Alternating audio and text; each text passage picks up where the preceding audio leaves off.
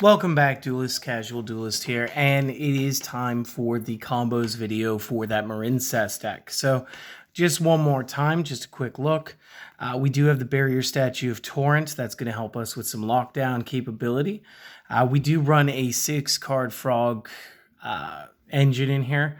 It's going to be a 3-2-1 from Swap, Dupe, and of course our boy Ronin Toad.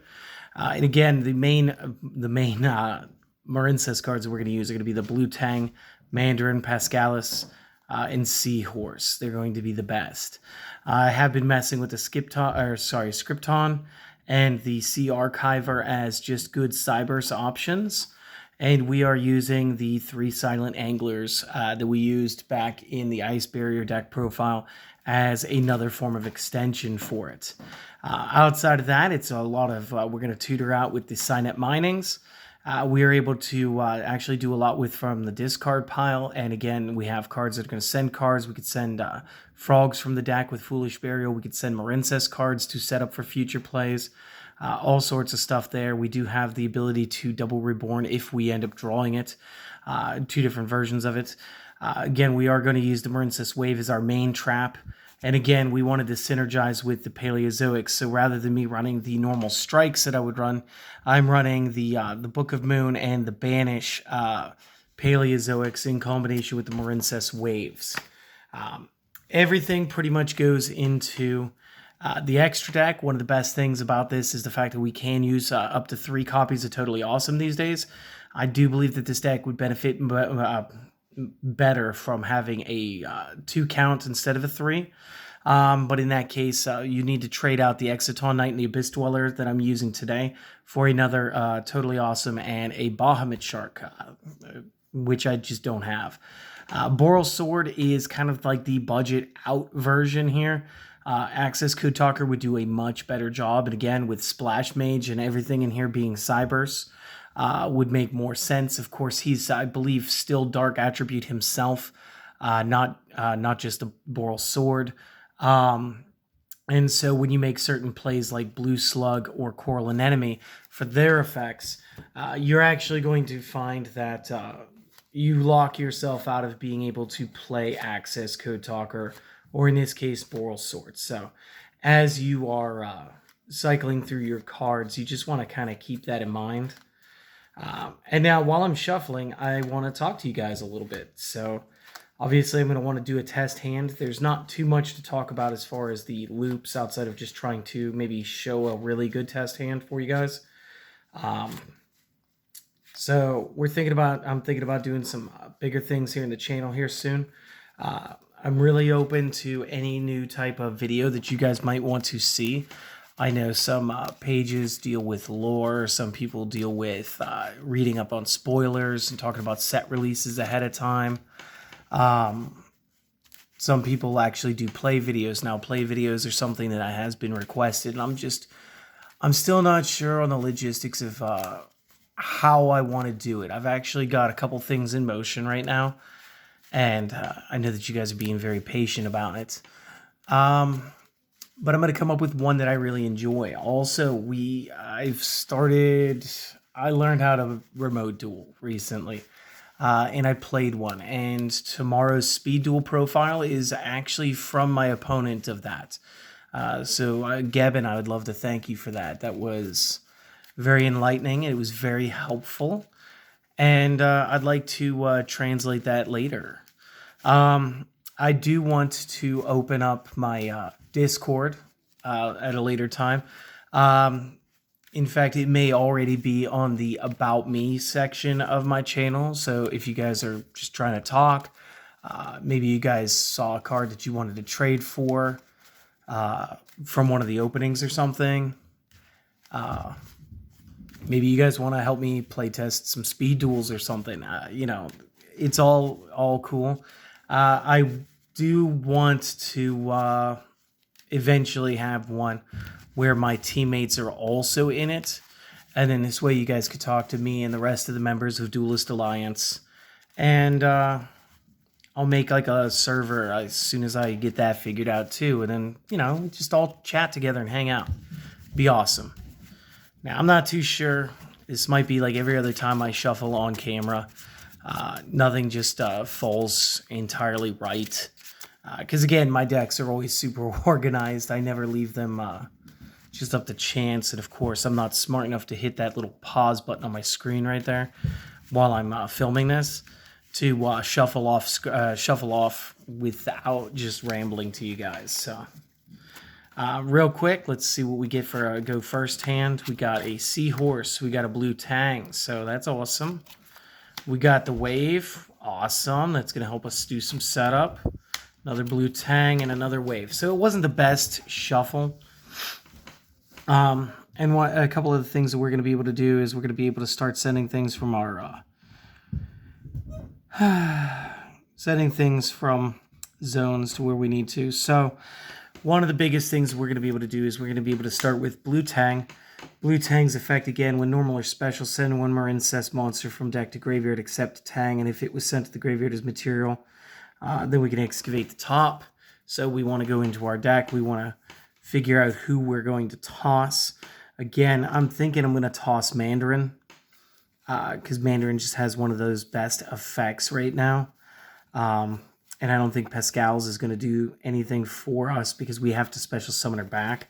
So let's go ahead. Let's toss the Mandarin. So now as long as we're going to have 2 or more Marincess monsters while this is in our hand or graveyard, we can target a water link that we control and special summon this to a zone it'll point to. So let's just pretend that's our discard pile. And I'm going to soft shuffle off camera here real quick.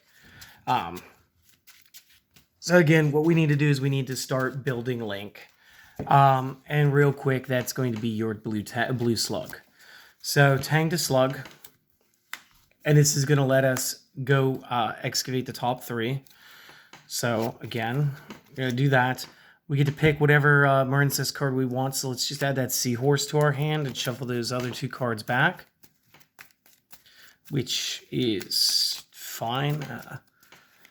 Again, seahorse is a once per turn, but we'll be able to do it again next turn this way. Now that we have that, we can play one of our seahorses. So special summon this from the hand to a zone our link monster is pointing to. So boom, right behind the slug. And again, you're just going to check it. Okay, so during the turn it's sent to the graveyard, or during the, except the turn is sent to the graveyard, that's fine. So we're not going to need that effect right now. We will be able to go into our other link one. We'll be able to play our Sea Angel real quick. So we'll boot Seahorse out. Now Sea Angel is going to say that when it is played, we can add that spell from deck to hand. So let's go ahead and add our Battle Ocean. Again, this is the reason we only need the 1 copy.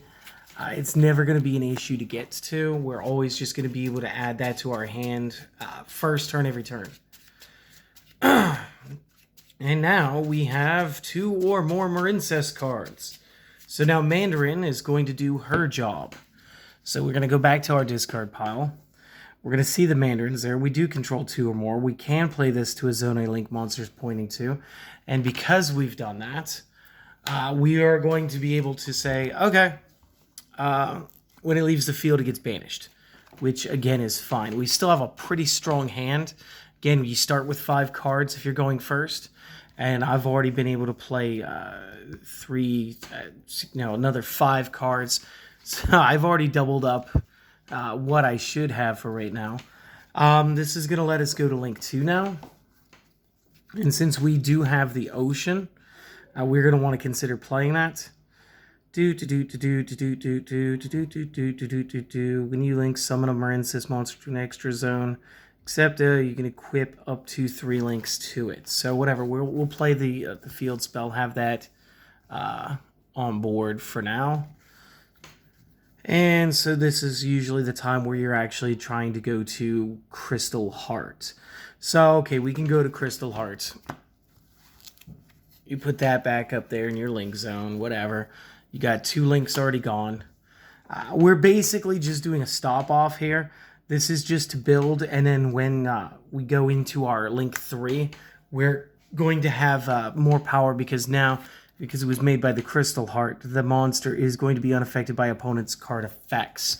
So again, this will real quick allow us to get to Marbled Rock, and of course Mandarin is now banished. And now that we've got the Marble Rock, we'll play that, and of course it'll go to the extra zone. And we'll also be able to target, based on the ocean, all 3 of those links. And we're going to be able to put those as equips, adding a quick 2 grand overall, 200 for the field spell and the naming here, and an additional 600 per, so that's 18, that's 2 grand, that's 4,500. This isn't exactly the best setup. There are times where in the additional cards I've been able to set up the frogs as well. This just happens to be what happened on camera today. And then, of course, you play this. Target 1 Marincess in the graveyard, accept Marble Rock, and add that to your hand. Use this effect once per turn. And so, real quick, we didn't get Pascal's. We've got a Seahorse. We've got everything we really need. You could just go ahead and grab back your blue Tang. It doesn't really matter.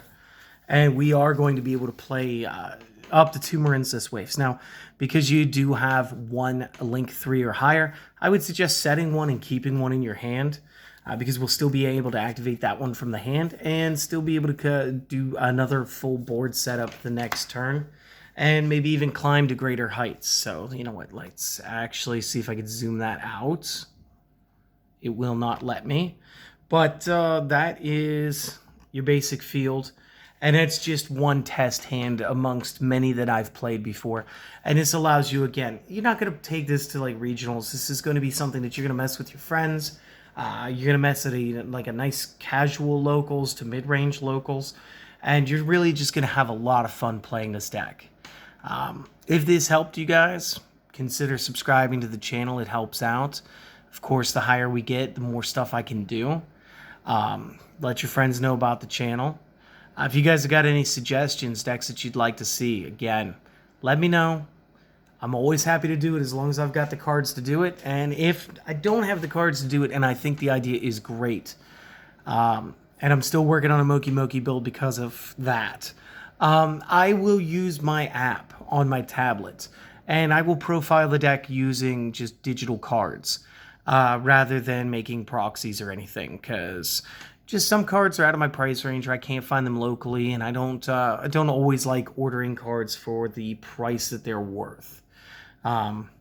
So it is what it is. I'd like to thank you guys one more time for watching. Hopefully you guys keep watching, and I'll see you guys on the next video. Tomorrow, again, that should be Speed Duel, and we are going to be using a deck that was played against me this time. So very cool. I'll see you guys then. Have a great day.